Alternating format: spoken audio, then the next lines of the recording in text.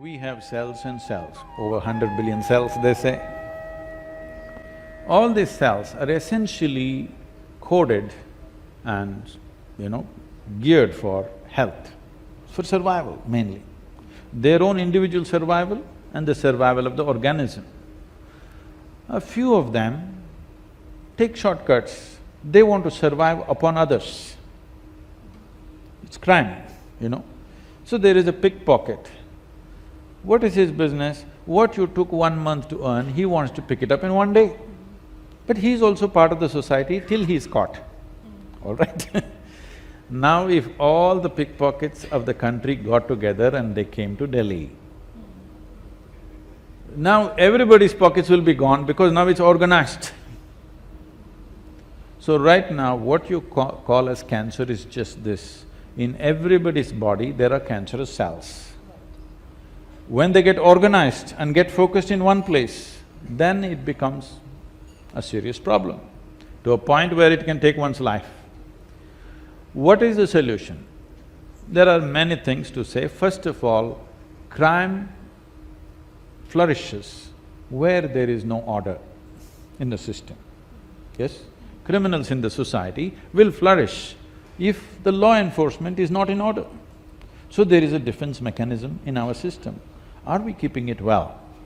Are we bombarding it with all kinds of stimulants, intoxicants, everything, and then we're expecting our defense mechanism to work? It won't work like that.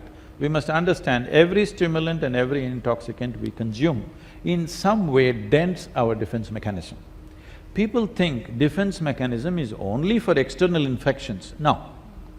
Even to contain the internal criminals in the body, the defense mechanism works.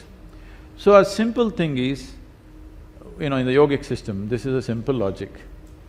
These cancerous cells in our body, they consume usually about 27 to 28 times of food than the normal cells. So, if you space out your meal, an ideal spacing between one meal and the next in the yogic culture is 8 to 12 hours.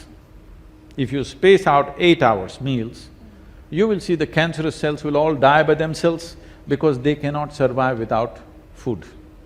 Other cells will survive. So always we fixed it, morning one meal, evening one meal, no in-between eating. And once in a way, every month, twice a month or once a month, people are practicing 1 full day, no food. These are simple ways to control this. Apart from that, there are various other things. Above all, if your mind and body is in a certain ease, these will not survive. If your mind and body is in a certain sense of strife, then these will survive, and not only survive, they will flourish. If the society is in strife, organized crimes rise. If the society is in order, very little crime happens. The same is true with our physiological structure.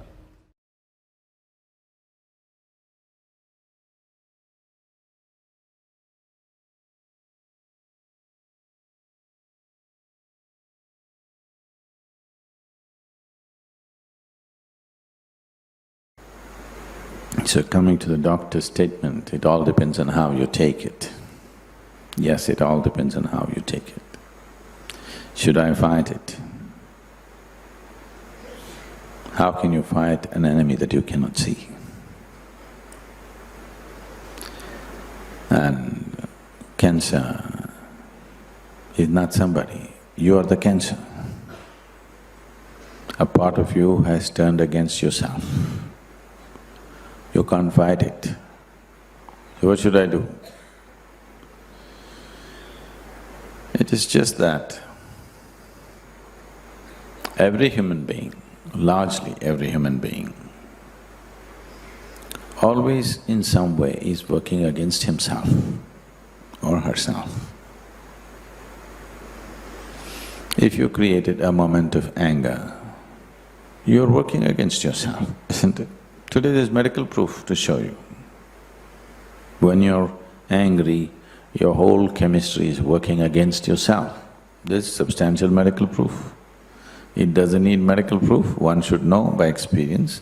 But if you're so insensitive, today we'll show you blood results. So if you're miserable, you're working against yourself. So in some way, everybody has some kind of cancer. Only when it manifests physiologically, it becomes a medical issue. Till then it's your problem. Yes? Till then it's just your problem. When it physiologically manifests, it becomes a medical issue. Now that it's physiologically manifested, for variety of reasons, not for one particular reason, there are variety of reasons. Fighting is not the way. Fighting the cancer, not the way. Fighting for something and fighting against something are two different things, isn't it? And anyway, it's best to take the fight out of it. If you want a plant to grow and blossom into beautiful fragrant flowers, you may think you're fighting the earth and getting flowers out of it. Or you may see it as a great love affair, that your involvement with the earth gives out such beauty and fragrance for you. The second is a more intelligent way of doing it, because your experience of doing it will be pleasant. The result, whatever it comes, will be pleasant. It may flower or the cow may eat it up. You don't know. But whichever way, if your experience of what you're doing is very pleasant, the result will become irrelevant to you. So does it not matter whether I live or die? It matters. That is why you must do it the way it works. If it matters, it's very important that you do it the way it works. Just because you're a brave man, you will fight and you'll die, that's no use. That's of no use to anybody, and that's not of no consequence to your life. You did the right things. Maybe you had it your way or maybe you did not have it your way, but at least you did the right things, that is most important. So, when death stares at you, it's the greatest possibility. I think already we've handled that, because it's reminding you that you're mortal, which is not a simple thing. Most people have forgotten that they're mortal. They think it only happens to somebody else. Yes or no?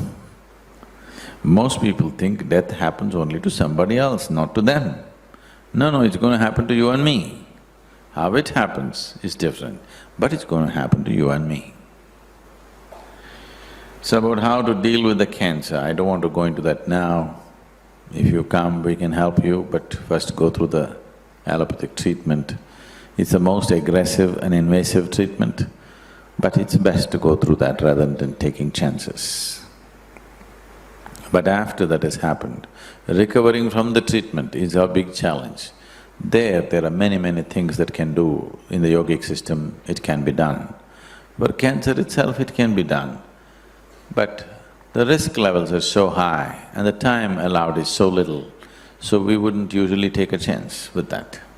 It's best to go through the treatment and then do other things so that recurrence doesn't happen. A very dear friend of mine is completely consumed with cancer, and she is very ill. Is there anything that I can do or she can do to come through this? Come through means get cured? Yes. Or die peacefully? Get better. Get better, get well. No, I am not talking with any disregard to your friend. But I want you to understand, people need to die. When and how is the only question, isn't it? So if death comes to us, yes, we will do everything possible to save ourselves. But if it goes beyond that, let us learn to die gracefully. Let's not fight with it and fight with it like endlessly, It's a horrible way to die. The way people are dying in Western countries is really a horrible way to die. even though they're 85, 90, staying in a hospital with full of pipes and needles all over them. This is not. It's okay if you die 2 years early, what's the problem? You die peacefully and gracefully, that's more important, isn't it? See, death is the last thing that you do in your life. Shouldn't you do it gracefully? We must learn to accept death as a part of our life. We are not wishing death, but when it comes, let us learn to go through it gracefully, If there is a possibility of saving ourselves, living beyond that, that is fine. But what I see in all the geriatrics homes in United States, many people are living beyond their death just because of medical support. And it's such a torture to themselves and to everybody. You should see the way in some of the homes they're being treated. Not because of anything, the people who work there after some time they get irritated because these dead bodies walking around. They don't understand anything, they've forgotten everything, they're like lost all their senses because they've lived beyond their time. If there was no too much medical input, they would have gracefully died at a certain point, isn't it? There is no sense in stretching it 1 more month, 1 more month, 1 more month, it doesn't make any sense. But life is not understood that way, we are thinking of always stretching it. So if somebody's body is broken beyond redemption, let's learn to die gracefully. Let us make the person understand, it's okay, it's all right, We're all in the queue, aren't we? So you are ahead of me, isn't that great? In any queue you want to be ahead of everybody, isn't it? So I'm not trying to make fun of somebody's illness, but we should understand where one thing stops and the other thing begins, isn't it?